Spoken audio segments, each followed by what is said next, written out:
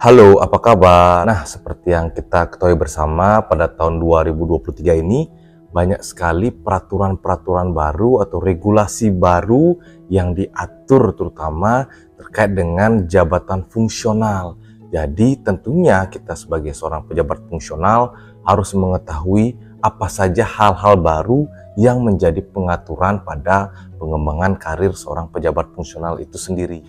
Nah, menyambut tahun 2024 tentunya ada sebagian hal-hal yang perlu diketahui oleh seorang pejabat fungsional.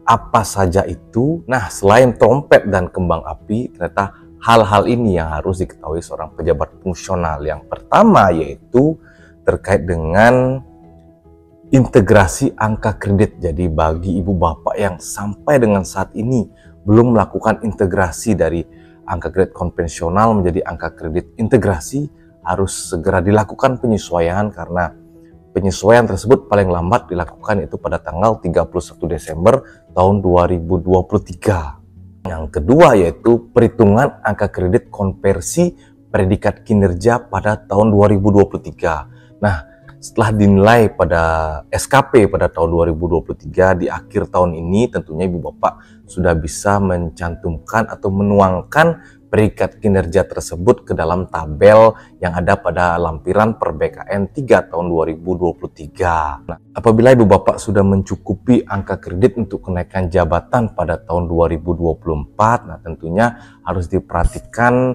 jadwal dari pelaksanaan uji kompetensi yang diselenggarakan oleh instansi pembina. Ibu bapak dapat mencari tahu pada bulan apa saja di tahun 2024 mereka menyelenggarakan uji kompetensi. Selain itu perlu diperhatikan juga apakah formasi jabatan tersedia untuk ibu bapak menduduki jabatan setingkat lebih tinggi. Yang keempat, apabila ibu bapak memiliki gelar setingkat lebih tinggi dari gelar yang dimiliki saat ini agar dilakukan pencantuman gelar, karena ketentuannya saat ini yaitu seorang pejabat fungsional apabila memiliki gelar setingkat lebih tinggi harus dilakukan pencantuman gelar terlebih dahulu. Nah, apabila sudah dilakukan pencantuman gelar akan diberikan angka kredit sebesar 25% dari kebutuhan kenaikan pangkat ibu bapak.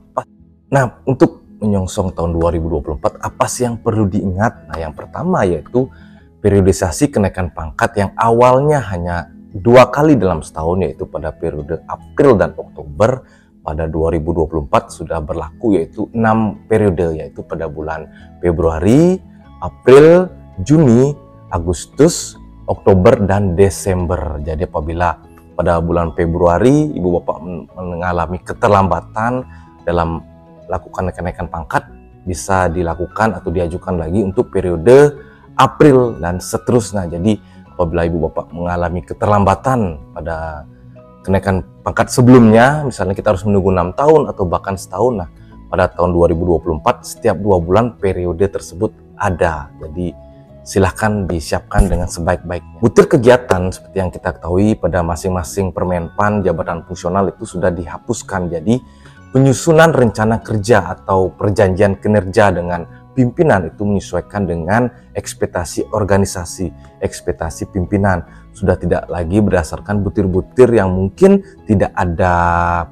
korelasinya atau tidak ada hubungannya dengan pimpinan atau dengan ekspektasi organisasi, sehingga ibu bapak saat ini sudah bisa menyusun suatu perjanjian kinerja yang sesuai dengan kebutuhan organisasi, yang tentunya selain ibu bapak dapat mengembangkan karir, mendapatkan angka kredit, itu sesuai dengan atau sejalan dengan tujuan organisasi ibu bapak. Jadi kalau dulu mungkin saat adanya butir kegiatan itu bisa saja butir tersebut tidak sesuai dengan tujuan atau apa yang ingin dicapai dari organisasi tersebut. Nah, saat ini dengan dihapusnya butir tersebut, tentunya ibu bapak bisa menyesuaikan dengan ekspektasi organisasi. Perlu juga diingat yaitu penilaian angka kredit sudah tidak dilakukan lagi oleh tim penilai angka kredit.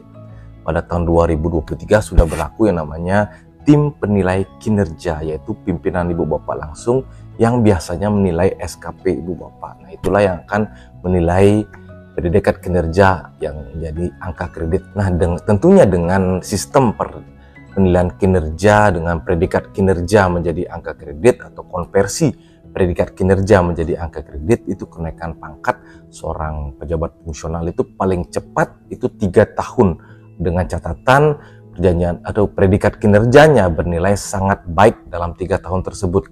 Apabila baik saja itu bisa 4 tahun sekali untuk dilakukan kenaikan pangkat. Berbeda halnya dengan penilaian angka kredit dengan sistem yang dulu.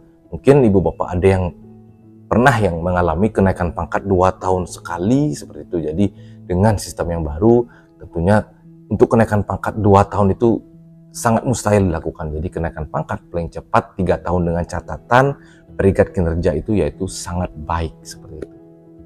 Nah, mungkin demikian saja video singkat yang dapat saya sampaikan. Mudah-mudahan di tahun 2024 ibu bapak bisa bekerja lebih baik dan selalu diberikan kesuksesan. Sekian dan terima kasih.